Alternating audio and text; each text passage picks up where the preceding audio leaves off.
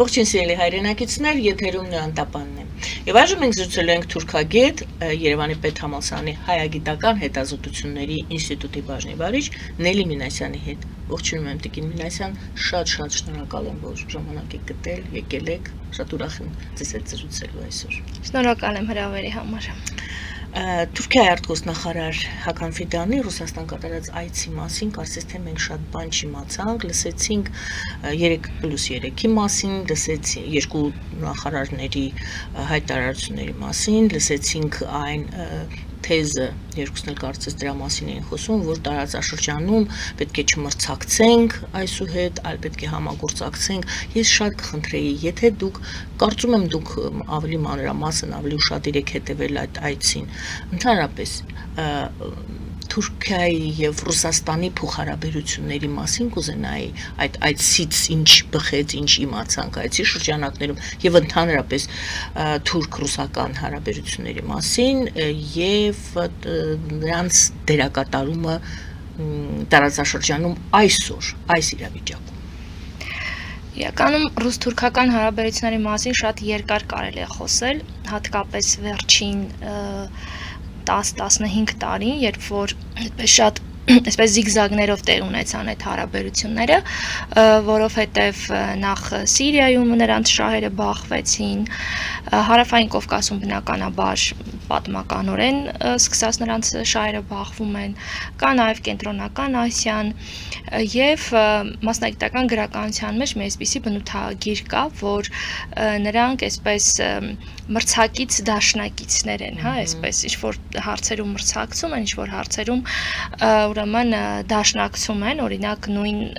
օրինակ կարող է բերվել Աստանայի ֆորմատը Սիրիայի հետ կապված իհարկե, որը չաշխատեց, բայց եթե վերջին տարիներին մասին խոսենք, մասնավորապես դա սկսվեց մեր տարածաշրջանի համար 2020 թվականի պատերազմից հետո, երբ որ աստիճանաբար Ռուսաստանը սկսեց կորցնել դիրքերը։ Այն, որ Թուրքիան մեծ աջակցություն ցույց տվեց Ադրբեջանին եւ Ադրբեջանը այդ պատերազմում հաղթեց, սա այսպես թույլ տվեց, որ նախ իրավիճակը փոխվի Հարավային Կովկասում, ստատուս քվոն փոխվեց, իր հետ միասին փոխելով նաև ուժային բալանսը, որի պայմաններում Թուրքիան ոչ միայն ամրապնդեց իր դիրքերը, այլ նաև գնալով ավելի ամրապնդում, դա հիմք ընդունելով թուրքական ինտեգրացիայի գաղափարը առաջ քաշեց, եւ այս բոլորի համատեքստում ըստ էության մենք չտեսանք Ռուսաստանի կողմից գործնական այնպիսի քայլեր, որոնք որ Թուրքիայի դեմ կառնեին եւ հակառակը կամրապնդեին Ռուսաստանի ուրեմն դիրքերը։ Հետո դրա շարունակությունը եղավ արդեն Ուկրաինայում պատերազմը, եւ որը կրկին այսպես նպաստեց Ռուսաստանի դիրքերի թուլացմանը։ Եվ հիմա եթե մենք դիտարկենք այս ուրեմն այցը Հական Ֆիդանի, գիտեք, դա շատ հետաքրքիր էր, ցուցիչ էր նախ այն տեսանկյունով, որ Ռուսաստանը, որը որ մեր տարածաշրջանում հարյուրամյակներ եղել է այսպես ամենագերակա ուժը եւ հակառակը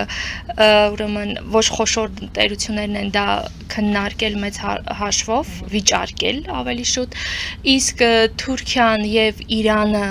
դրա հետ հաշվի են նստել, հիմա տեսեք ինչ իրավիճակ է ստացվում, որ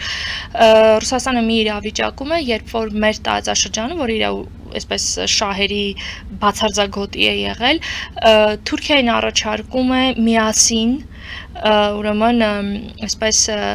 ազդեցություն հաստատեն կամ միմյանց շահերը նկատի ունենան տարածաշրջանում։ Ես մի անգամից ասեմ, որ տենց բան չի լինելու։ Թուրքիան բնականաբար բոլոր հնարավոր տարբերակներով փորձելու է ամրապնդել իր դիրքերը Հարավային Կովկասում։ Եվ դողակի հասկանալի է, որ առաջին հերթին տեղի ունենում Ռուսաստանի դիրքերի հաշվին։ Երկրորդը, որպես այդ համագործակցության այսպես մեխանիզմ, որտեղ ինչ-որ մի համագործակցություն մեխանիզմով պետքա դա տեղի ունենա, Ռուսաստանի կողմից առաջարկվեց կրկին 3+3 հարթակը։ Գիտեք, թուրքական կողմը իմ կարծիքով ուղղակի շատ դիվանագիտական պատասխան է տվել իդեմս Հական Ֆիդանի,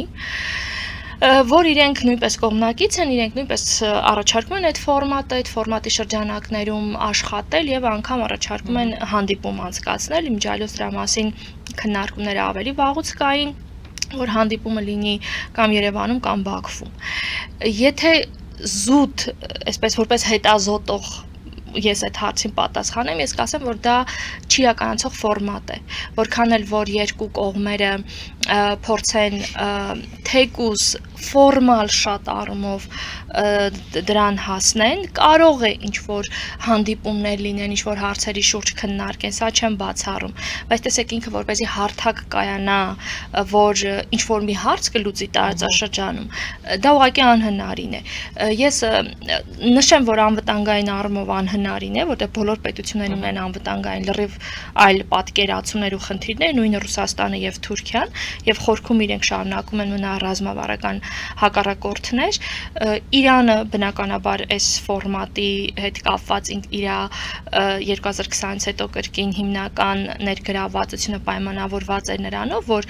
Իրանում անհանգստություն կար, որ Ռուսաստանն ու Թուրքիան պայմանավորվեն Հարավային Կովկասի հետ կապված եւ իրենց ուղակի դուրս կթողնեն, ու իրենք դա դիտարկում էին ֆորմատ, որտեղ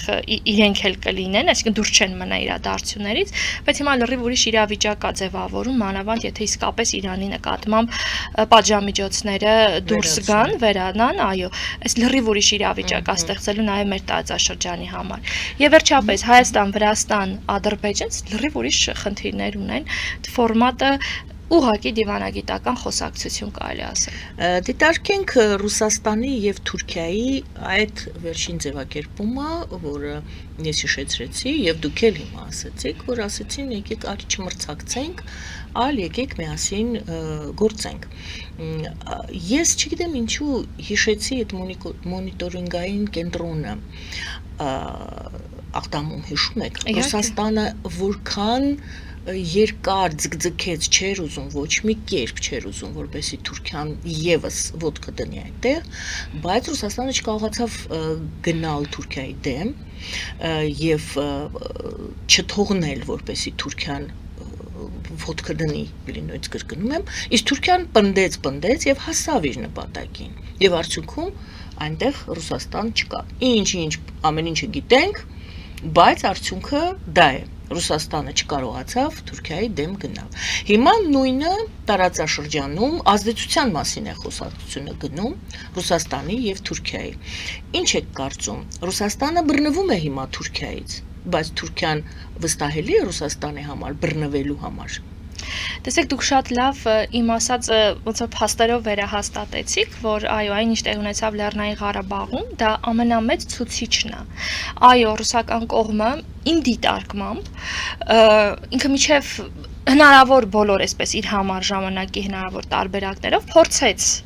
պահի իր դիրքերը, որտեղ ակնհայտ է, չէ, որ դա իր համար ազդեցության կարևորագույն լծակ էր բոլոր առումներով, բայց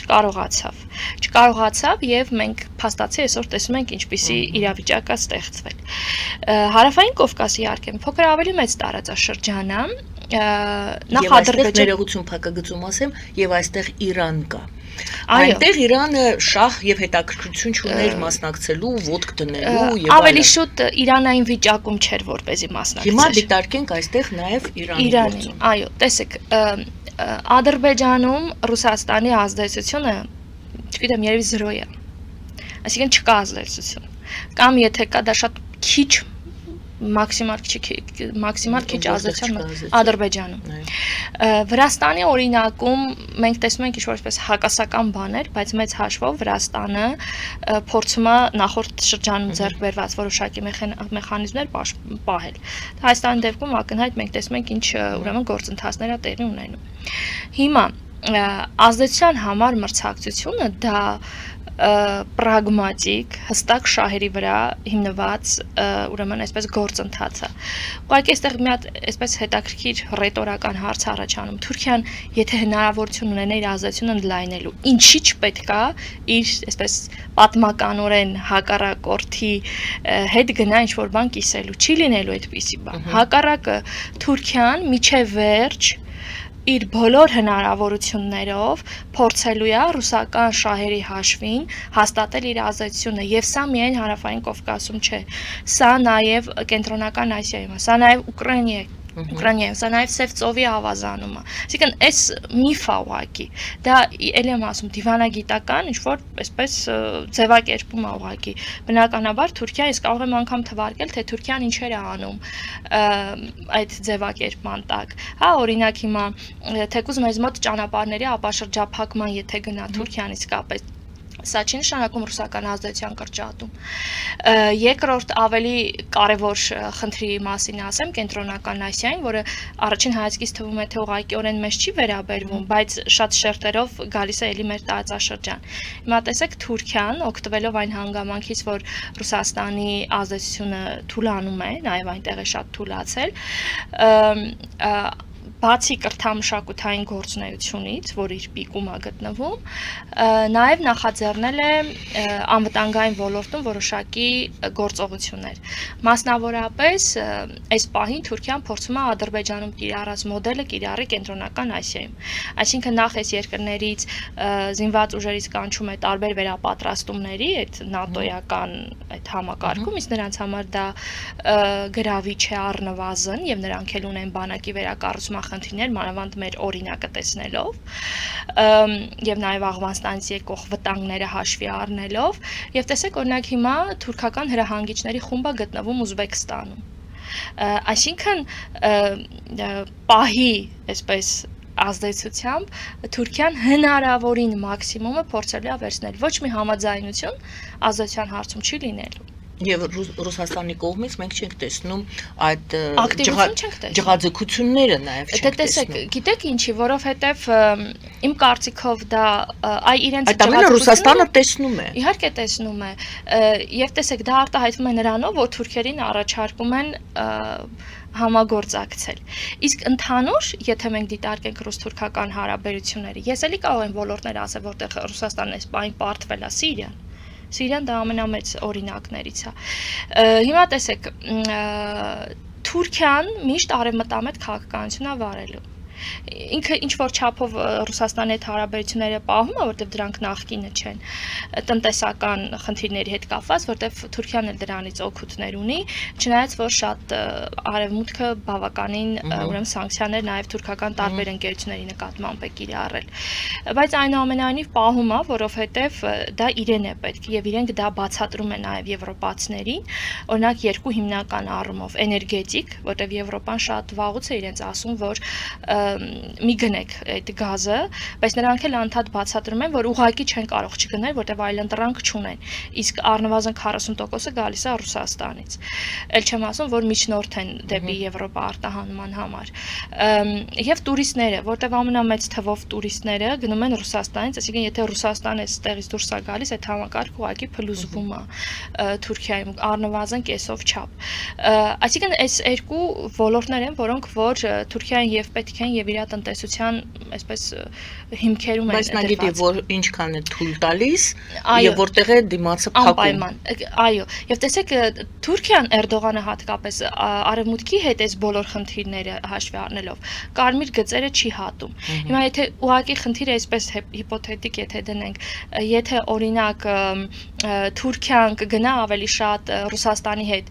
հարաբերությունների խորացման թե ամեն ինչ կանի որպեսզի արևմուտքի հետ շարունակի իհարկե երկրորդը Հիմա զուգահեռ այդ փաստին իհարկե չեմ ասում դա դրա հետ ուղիղ կապ ունի, բայց զուգահեռաբար հենց բոլորովին վերջերս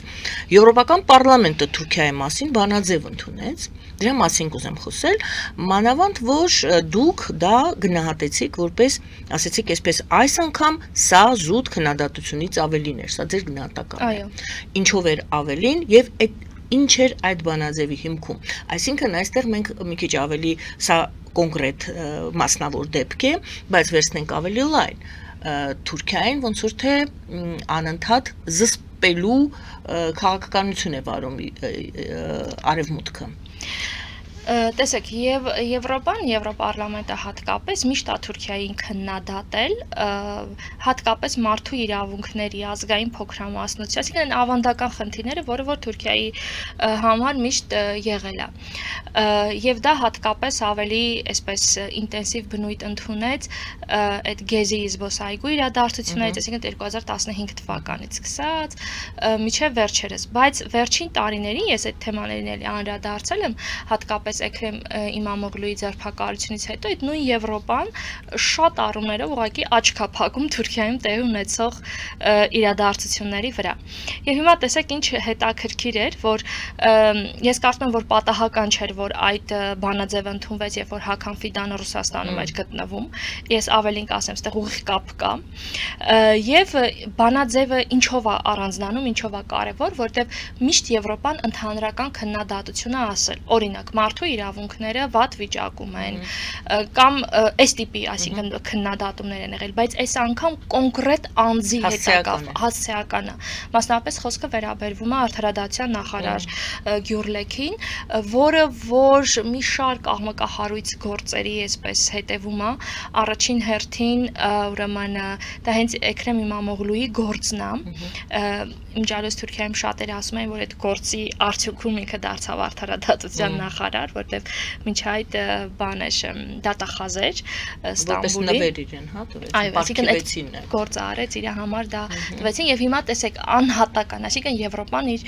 գործելավոճը փոխում է, անհատական, որը Թուրքիայի համար շատ հետաքրքիր մեսիջ է։ Այսինքն մինչ այդ այդպիսի ցուցակում եղել են Իրանի, Ռուսաստանի եւ Սիրիայի պաշտոնյաներ, այսինքն պատկերացեք որ հարթության մեջ են բերում ուրեմն Թուրքիային եւ սա առաջին անձներ, որի նկատմամբ ու հետաքրքիր է, որ հենց մարդու իրավունքների, հենց դատարանների հետ կապված, այսինքն բնութագրեցին, որ Թուրքիայում դատական համակարգը մեկ մարդու ձեռքում է։ Սա իրականում շատ լուրջ, այսպես մեղադրանք է Թուրքիայի հասցեին եւ այնտեղ բանաձևում նաեւ նշվում է, որ Թուրքիան գնում է բացարձակ ավտորիտար ռեժիմի, չնայած ես կասեի հաստատված է բացարձակ ավտորիտար ռեժիմը։ Բայց նրանք են դա բայց դա բարձրաձայն է, այո, շատ հետաքրքիր։ Դուք ասում եք առաջ աչք է փակում որոշակի, իսկ հիմա պահը եկել է, այդ ինչ պահ է։ Այո, դա է հետաքրքիր, ինչու՞։ Որովհետև այստեղ Թուրքիայի հետ կապված իրենք միշտ խնդիրներ ունեցել են, բնականաբար Եվրոպայի համար ամենակարևորը վերահսկելի Թուրքիան է, եւ առաջինը այս հարթության մեջ պետք է դիտարկել։ Երկրորդ մենք չգիտենք հետագա գործընթացները Մերձավոր Արևելքում ինչպես են տեղի ունենալու։ Տեսեք, սովորաբար, երբ որ Իրանը ավելի արևմտամետ է դիրքավորվում, պատմական փորձից եմ ասում, Թուրքիայի դերը խիստ նվազում է, որտեղ Թուրքիան այլևս պետք չի։ Եվ հիմա տեսեք մի հատ այսպես իրավիճակը, երբ որ Իրանի նկատմամբ հանվում են պատժամիջոցները, Իրանը Եվրոպայի հետ մերձենալու ավելի մեծ ռեսուրսներ եւ հնարավորություններ ունի եւ ընդհանրապես ռեսուրսային, այդ նաեւ աշխարհագրական դիրքով Իրանը ավելի կարեւոր տեղում է գտնվում, մանավանդ երբ որ նայում ենք հիմիկվա ենթակառուցվածքները, այսինքն կենտրոնը գալիս է Իրան, Թուրքիան այլևս իրենց այդքան հետաքրքիր չի, մանավանդ որ եթե դիտարկենք անվտանգային ոլորտն էլ, օրինակ նույն ՆԱՏՕ-ն, որտեղ որ Թուրքիան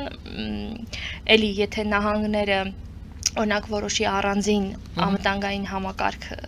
ձևավորի, Թուրքիան բնականաբար ամեն ինչ կանի, որ այդ համակարգը մնա, որտեղ ինքը ստեղ ամենաուժեղն է, բայց դա թույլ կտա Եվրոպան։ Եվ այստեղ չմոռանանք նաև ներքին խնդիրները, օրինակ նախագահական ընտրությունների հարցը, արտահերթ լինելու է, չի լինելու,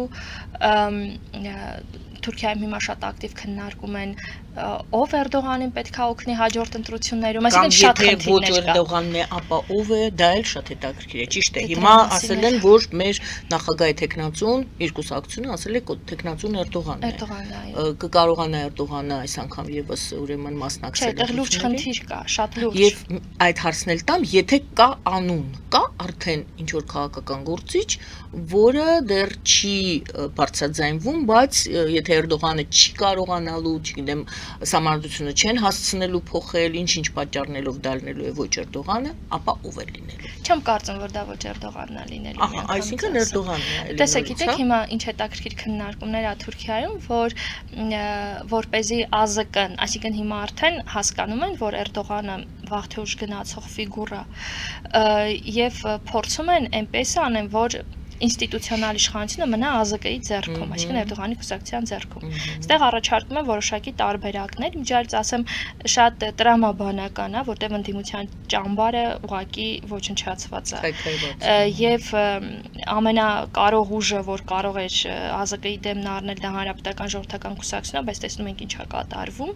Էրդողանը անգամ 3 կարծեմ կամ 3 առաջի օրը Անկարայի կուսակցության ժողովի ժամանակ ասում է Թուրքիան մի հատ է խնդիր ունի, օպոզիցիայի դեֆիցիտն է։ Այսինքն այս համատեքստում ԱԶԿ-ի դերը ավելի է ինստիտուցիոնալացում են, փորձում են ինստիտուցիոնալ եղան, որ մարդիկ եթե չլինի Էրդողան անձը, որտեղ հիմա անձով է, ինստիտուցիոնալ գնա, այստեղ է հիմա քննարկումները եւ առաջարկների մեջ է Էրդողանի փեսան, ոչ բայրակթարը, ուրեմն եւ տղան ի վերջո կարող են Բիլալ Էրդողանի վրա շեշտը դնել, որտեղ նրա մասին քննարկումները շատ են։ Իհարկե կան նաև այլ ֆիգուրներ, որոնք կարող են հավակնել, բայց դա արդեն հիմա որ խոսենք ավելի այդպես գուշակության։ Այսպեսով մենք խոսում ենք այն մասին, որ Թուրքիան եւ Ռուսաստանը փորձում են եւ ես հարցրեցի Իրանի դեպքում, եթե Լեռնային Ղարաբաղում Իրանը հետաքրքրություն չուներ իր ազդեցությունը կամ այդ մոնիտորինգային կենտրոնի անվան տակ ինչ որ ձևով եւ այլն, պարզ է անիմաստ է շարունակել այս ուղղությամբ, բայց այստեղ տարածաշրջանում հարց Իրանը հետաքրքրություն ունի այս տարածաշրջանում, հետաքրքրություններ ունի ազդեցություն բանեցնելու այս տարածաշրջանում եւ ի վերջո մրցակցելու Թուրքիայի հետ, որովհետեւ մենք խոսեցինք, որ անգամ եթե Ռուսաստանը ինչ որ դիրքեր պահպանի, Թուրքիան բոլոր դեպքերում ստանում է իր ուզածը։ Տեսեք, Իրանը բնականաբար մեր տարածաշրջանի նկատմամբ ունի շատ մեծ հետաքրքրություններ։ Տեսեք, Իրանի համար, այս ռեժիմի համար, իսլամական հանրապետության համար միշտ առաջնային ա եղել Մերձավոր Արևելքը, բայց Մերձավոր Արևելքից հետո իրենք Հարավային Կովկասը դիտարկել են անվտանգային համակարգում։ Այսինքն սա իրանց համար անվտանգային տարածք է, հետևաբար իրանց հետաքրքրությունը միշտ այնտեղ կա։ Ինչպես Ռուսաստանի պարագայում է, այնպես էլ Իրանի եւ Թուրքիայի դեպքում իրանք էլի պատմական ռազմավարական հակառակորդներ են։ Հիմա ես օրինակը բերեցի Մերձավոր Արևելքից Ռուսաստանի օրինակով, բայց Ռուսաստանը մեծ հաշվով այդքան մեծ ներգրավվածություն երբեք չունեցել Մերձավոր Արևելքում, այտենց հատվածային է, հա, եղել իր ներգրավումը։ Իսկ Իրանը տարիներ շարունակ կառուցել է մեխանիզմներ իր ազդեցությունը Մերձավոր Արևելքում պահելու համար, ու հիմա տեսեք ինքը չկա նույն Սիրիայում, բայց կա Թուրքիա նույն Սիրիայում։ Սա շատ լուրջ է։ Նույն Պաղեստինի խնդրի հետ կապված Իրան չկա, կա ուրեմն Թուրքիան է շատ ակտիվ այն դեպքում, երբ որ Հեզբոլահը Իրանի պրոյեկտն է, Լիբանանի խնդիրը, այսինքն տեսեք ինքը նախ այս ոլորտները պետք է դիտարկել ու միշտ Իրանում էլ Թուրքիան ընկալվում է որպես արևմտյան համակարգի մաս, որտեղ ՆԱՏՕ-ի անդամ ուրեմն պետություն է։ Իրանի պարագայում իհարկե կապված թե մենք ինչ Իրան կունենանք, որտեղ այս ամենակարևորը, եթե դուրս է գալիս պատժամիջոցները ինքը այսպես մի հատ վերակենդանանում է, հա, այս տեղի ունեցածից հետո վերաձևակերպում է իր առաջնահերթությունները, բնականաբար Թուրքիայի հետ մրցակցության մեջ է մտնելու մեր տարածաշրջանի համար։ Եվ ուժեղ մրցակից է Եվ ուժեղ մրցակից է կլինի, որտեղ ստեղ գիտեք, մենակ տարածաշրջանը չի մի քիչ ավելի գլոբալ խնդիր կա նաև Իրանի մեծ տարածաշրջանից բացի կա նաև թյուրքական ֆակտորը, որը որ Թուրքիան այս պահին առաջամղում, բնականաբար դա Իրանում նույնպես անվտանգային համատեքստում են դիտարկում։ Եվ վերջապես ես կասեի, այս բոլորը հասկանալու համար նաև պետքա դիտարկել արևմուտքին։ Եվ Ռուբիոն երեք կարծես թե ասեց, եթե Իրանը չվերադառնա իր հին պահվածքին, ներդրումներ, չգիտես ինչ, տեսեք, միայն այն, որ ենթակառուցվածքների, տեսեք, Թուրքիան ինքը հատկապես իրանական պատերազմից հետո ինքը ընկած ենթակառուցվածքների ծրագրեր է առաջարկում, բայց ոչ մեկ այդ ենթակառուցվածքների ծրագրերը չի հովանավորում։ Տեսեք, իրենք այս միջին միջանցքի մի հատված կառուցելու համար շատ մեծ գումար են վերցրել, կարծեմ Ասիական զարգացման բանկից ի վերջո վերցրեցին, բայց դա իրանց համար ահռելի մեծ գումար է իրանց տնտեսության եւ այս չունեցած ռեսուրսների պարագայում։ Իսկ հիմա մի պահ պատկերացեք, Իրանը հյուսիս հարավ, արևելք, արևմուտք, այսինքն Իրանը այստեղ ունի մեծ պոտենցիալ եւ նաեւ իր ունեցած ռեսուրսները։ Այնպես որ եթե արևմուտքն ու Իրանը պայմանավորվեն,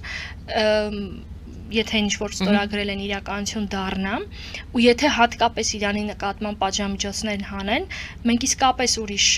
լրիվ Իրան ու դրա հետ կապված նաև տարածաշրջան կունենանք։ Շնորհակալություն։ Հիմա հայ-թուրքական հարաբերություններում ինչ նորություններ ունենք, որքան հասկանում են, արդեն քննարկում են երկաթգծի վերականգնման, տրանսպորտային հաղորդակցության հարցերը, Անի կամրջի համատեղ վերականգնման մասին։ Մենք սա մասին լսում ենք երևի արդեն մի տարի կա, որ լսում ենք։ Շատ։ Հա, որ խոսում են։ Հիմա ինչու են խոսում, որ ցույց տան, որ դրական միտում ունի հարաբերությունները, թե այնուամենայնիվ ինչ որ քայլեր արվելու են, դուք կարծում եք։ Հարց, ընտրություններից հետո որևիցե արձագանք մենք տեսանք, դուք կարող եք ասել, այո, եթե շարունակում են քննարկել, նշանակում է գիծը շարունակվում է։ Նույնն է այն ինչ եղել է մինչև ընտրությունների օրը, այն էլ հիմա է։ Արձագանք կա թե չէ, եւ այս բոլոր խոսակցությունները արդյոք արդյունք ունենալու են, թե խոսակցություններ են խոսակցությունների եւ ցույց տալու համար, որ մենք տեսեք, մենք երկխոսության մեջ ենք, իրար հետ չենք կռվում, խելոք ենք մեզ պահում։ Արտաքին աշխարհ։ Տեսեք, գիտեք, երկար ժամանակ Թուրքիան հենց տենց իմիտացիա էր անում։ Մենք դա տեսել ենք, հա, որտեվ պայմանավորվածությունը 2022 թվականին է ձեռք բերվել, սահմանը գոնե երրորդ երկրների քաղաքացիների համար բացել, բայց 2026-ն է ու մենք չենք տեսնում, իմիտացիոն կողմներ։ Բայց վերջին շրջանում, հատկապես նախորդ օրերին, ուրեմն Բրյուսելում տեղ ունեցած հանդիպումների համատեքստում, իմ կարծիքով այնուամենայնիվ լուրջ պայմանավորվածություններ են ձեռք բերվել։ Գիտեք ինչի, որովհետև ես երկու բան ասեմ, դա կապված է իմ ջայլոց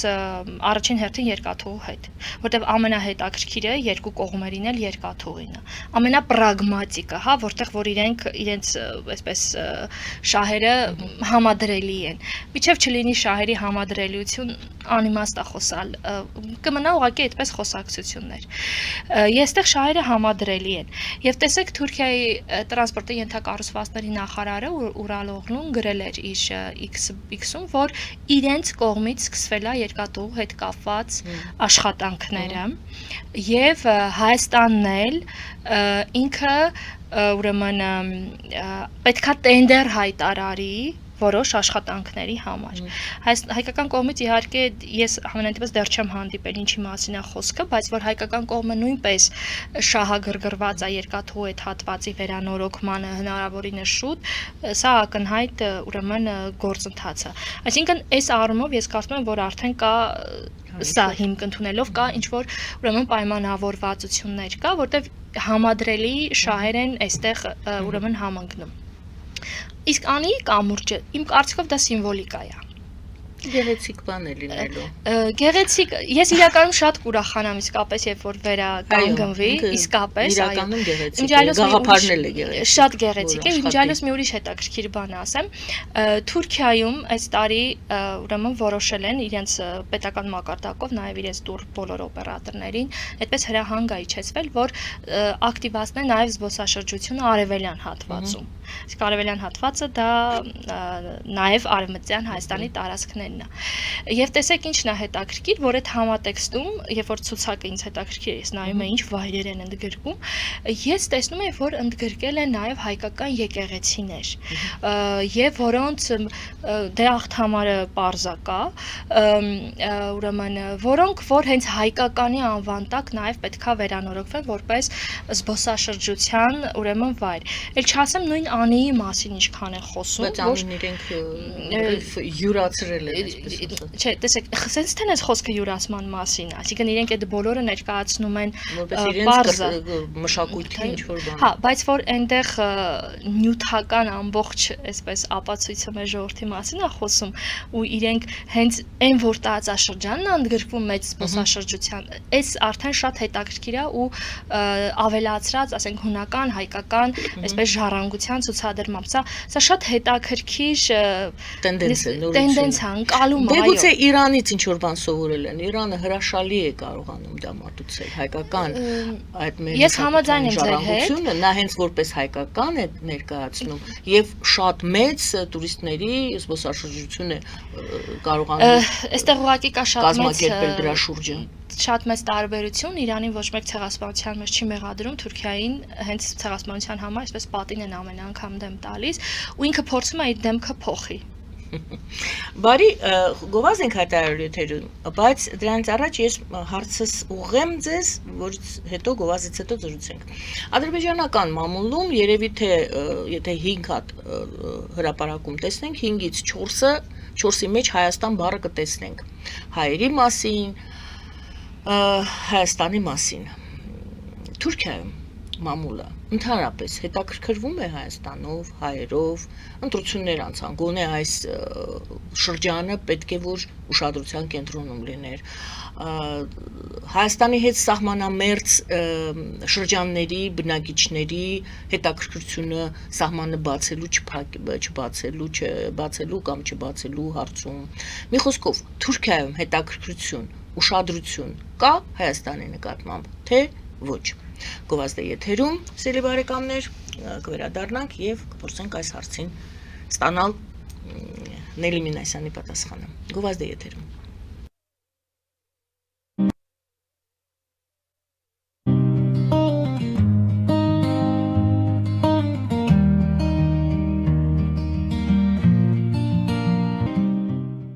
Ֆելիչե ժամանակակից ատամնաբուժական կլինիկա։ Այստեղ հարմարավետությունն ու խնամքն առաջնային են։ Այստեղ կիրառվում են ատամնաբուժական ամենաժամանակակից տեխնոլոգիաներ, ճշգրիտ ախտորոշում, արդյունավետ բուժում, նուրբ փորձառություն եւ անհատական մոտեցում։ Սկսած սովորական մանրուքներից մինչև առաջադեմ ընթացակարգեր, այստեղ դուք գտնվում եք բարձր որակավորում ունեցող եւ փորձառու ատամնաբուժական մասնագետների ձեռքերում։ Մեր բարեկամական եւ հյուրընկալ անձնակազմն այստեղ է յուրաքանչյուր այցը հաճելի դարձնելու համար։ Ֆելիչե,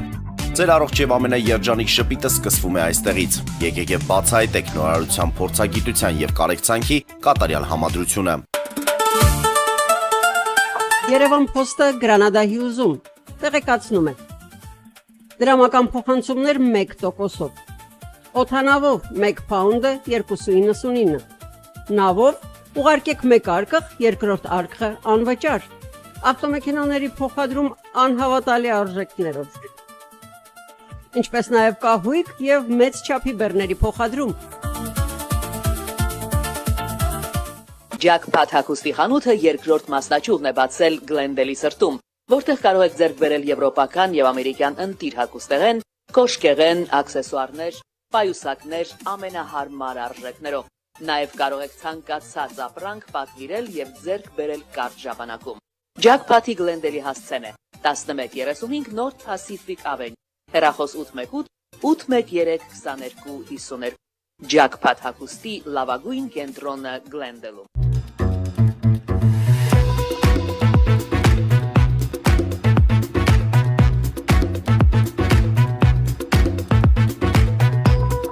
Արարատ ռեստորան, ընտանեկան եւ ընկերական ժամանցի լավագույն հասցե, սիրված արտիստներ, հյուրընկալ մթնոլորտ, հարուստ ճաշացան, անմահական խորտիկներ։ Արարատ ռեստորան, հասցեն անփոփոխ, սիրով սպասում ենք ձեզ։ Լավագույն պաղպաղակ, բնական, համեղ եւ մատչելի գներով պաղպաղակը կարող եք ձեռք բերել բոլոր հայկական խանութներում։ Պահանջեք հայկական պաղպաղակ, Թամարա պաղպաղակ։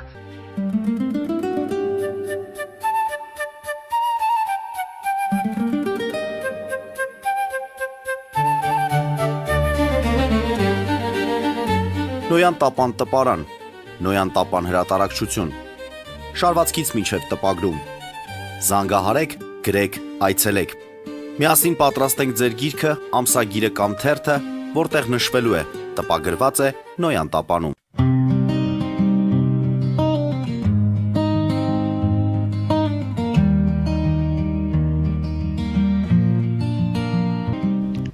Սիրելի հայրենակիցներ, հիշեցնեմ, որ մենք զրուցում ենք թուրքագետ Նելի Մինասյանի հետ։ Եվ այսպես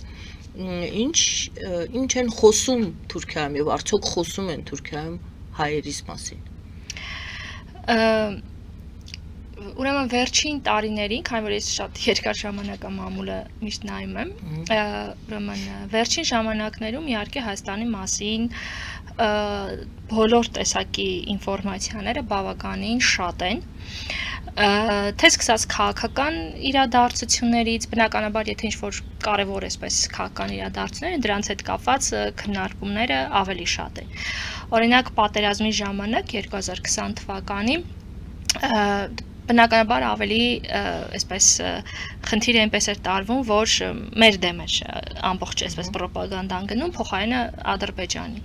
դերն էր այսպես բարձրացվում։ Եվ հաջորդ արդեն գործընթացները, հայ-թուրքական գործընթաց, Եվրամիության դերը, Ռուսաստանը, այսինքն մեր տարածաշրջանը, մեր ներքաղաքական խնդիրները, այսինքն հիմնական անդրադարձ ուրեմն կա։ Այս քաղաքական խնդիրների տեսանկյունից նաև մենք տեսնում ենք, որ ըստ էության որոշ պաշտոնյաներ նույնպես ըստ խնդիրների անհրաժեշտության դրան անդրադառնում են ու դա նույնպես քննարկման առարկա է դառնում մամուլում։ Երկրորդ շերտը դա վերլուծական դաշտն է, լրագրողներ, վերլուծաբաններ եւ այլն, որոնք որ անդրադառնում են մեր թեմատիկային։ Այստեղ գլխավոր խնդիրը հետեւյալն է, որ ինչու հայ-թուրքական հարաբերությունները չեն կարգավորվում։ Օրինակ երևի մի 2 ամիս առաջ էր Սոժջույով, Սոժջուն թերթը եւ նաեւ հեռուստատեսություն ունի, շատ տակրկիր քննարկում էր իրենց խոշոր բաներից էին, վերլուծաբաններից էին, որ նշում էին, որ այդ պատմական այս տիպի խնդիրները պետք է մի կողմ դնել եւ գնալ ուղղակի հարաբերությունների կարգավորման, անիմաստ է հարաբերությունները այդպես մնացել են, որտեվ Թուրքիային էլ է դա պետք հենց առաջին հերթին տնտեսական խնդիրների տեսանկյունից եւ ընդհանրապես նաեւ կան այդպես լրագրողներ, իրենց մոտ լրագրողները այսպես կարծիք կա լրագրողների խումբ, որոնք որ կոչվում են կարծիք ձևավորողներ, այսինքն ավելին են քան լրագրող եւ ավելի դեպի հետազոտող են, որտեվ նրանց խոսքը կարեւոր է թուրքական հասարակության համար։ Այն նրանցից կան մարդիկ, որոնք հենց տենց ուղիղ հարցը տալիս են, որ օրինակ հասկացանք Ադրբեջանի խնդիրը Լեռնային Ղարաբաղն է, խնդիրը չկա, մենք ինչու ենք շարունակում մեր հարաբերությունները պայմանավորել Հայաստանի հետ Ադրբեջանի գործոնով։ Սա նույնպես շատ հետաքրքիր է։ Կա Թուրքիայում մի շերտ, որը որ ավելի շատ արդեն պաշտոնաթող զինվորականներ են եւ ավելի շատ դիվանագետներ են, որ այլ դիվանագիտական գործունեություն չեն ծավալում։ Այս մարդիկ սովորաբար գնում են կամ այդ ուղեղային կենտրոններ, կամ իրենք են ստեղծում, կամ իրենք են գնում այնտեղ, կամ խոշոր թերթերին են այդպես սյունակներ, սյունակագիրներ են դառնում, եւ իրենց մեջ կան նաեւ մարդիկ, որոնք որ անդրադառնում են հայ-թուրքական հարաբերություններին։ Օրինակ հետաքրքիր այդպես 3 անձնավորություն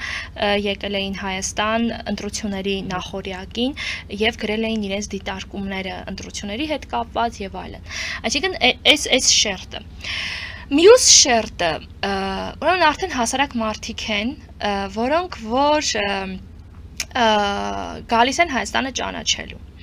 Կան այդպիսիների մեջ շատ բլոգերներ, այսպես բլոգերները թերևս մի լավ բան են անում, որ այսպես ժողովրդականացնում են, հա, ամեն ինչը։ Եվ ես օրինակ ինքս հատուկ նայել եմ, թե ինչ նյութեր են հրապարակել Հայաստանից եւ ինչ խոսվածք են տարել։ Հիմնականը դրական, որ մենք նման ենք կենցաղով, հակառակը շատ ավանդույթների եւ այլի տեսանկյունից նույնպես բավականին նման ենք, որ Հայաստանը ապահով երկիր է, Հայաստանում իրենց շատ նորմալ են վերաբերվում, անգամ երբ որ լսում են թուրքերեն խոսակցություն, դա ոչ մեկի մոտ ագրեսիա եւ չգիտեմ ինչ չի առաջացնում, այսինքն հյուրասեր, նորմալ, քաղաքակիրթ, ուրեմն ընդունում են բոլորին տուրիստներ որպես այդ թվում նաեւ Թուրքիայից եկածներին։ Բնականաբար ընդհանուր այսպես սիմվոլիկային շատ կա անդրադարձ, օրինակ Արարատ լեռը եւ հիշում եմ օրինակ մի շարք բլոգերներ, որ Հայաստանի կողմից էին նկարել Արարատը, ասում են, դե իրենց կողմից ավելի սիրուն է երևում լեռը, քան Թուրքիայի կողմից, այնպես որ եկեք մի այսպես ոնց որ մի կետում այսպես կանգ առնենք։ Եվ դա փաստ է։ Եվ դա իսկապես դա փաստ է։ Եվ վերջի շրջանում նաև որոշակի այսպես տեղական թերթերից, հա, օրինակ այս արևելյան հատվածը, օրինակ Իգդիրը,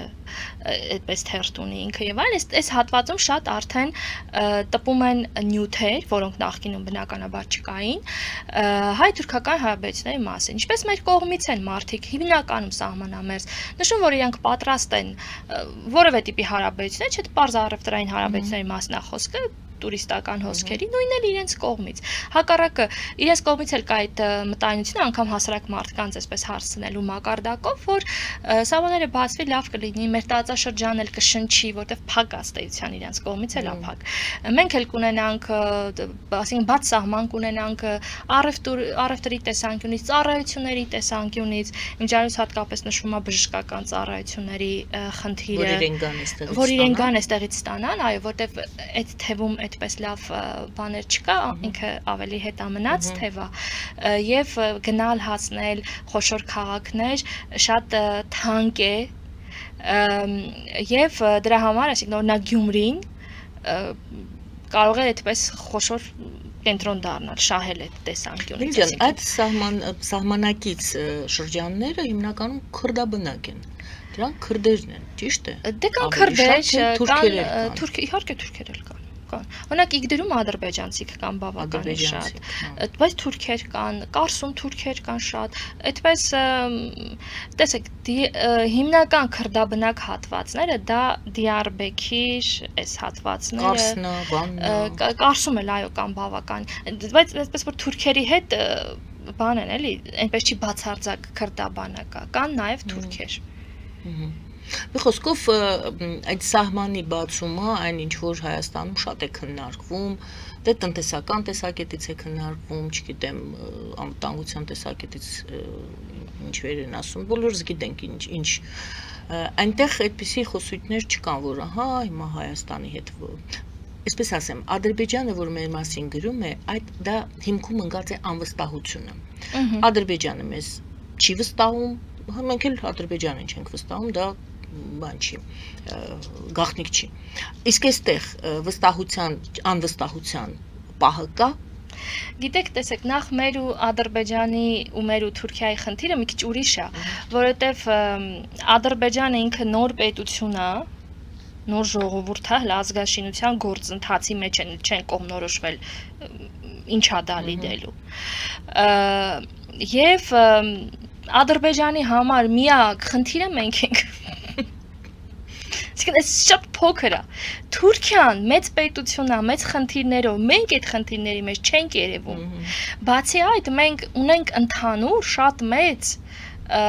պատմություն, անցյալ ունենք։ Այսինքն պետք չի գնալ այնտեղ բացատրել հայերեն ովքեր են։ Իհարկե կա դրական, կա նաև բացասական պարզա, բայց այսինքն այս ընդհանուր բանը կա, մենք իրենց լավ ճանաչում ենք, իրենք էլ մեզ են լավ ճանաչում։ Եվ կա ընդհանուր որոշակի այսպես background, հա, ասենց հող կա այդ ամբողջ գործընթացի համար։ Իսկ Ադրբեջանը ռոպագանդայի տակ է։ Ադրբեջանը, այո, տեսեք, մանավանդ ռեժիմը, այստեղ ռեժիմների խնդիրն էլ է իհարկե կարևոր։ Այսինքն մի պահ պատկերացրեք հասարակություն, որտեղ որ տասնամյակներ շարունակ թշնամի են սարքել, որպեսզի խնդիր լուծեն, հիմա խնդիրը լուծել են, այդ թշնամանքը ոնց հանի այդ ռեժիմը, դա կնշանակի այդ ռեժիմը պետք է գնա գա ուրիշ ռեժիմ։ Դե ռեժիմը ուզում է գնա։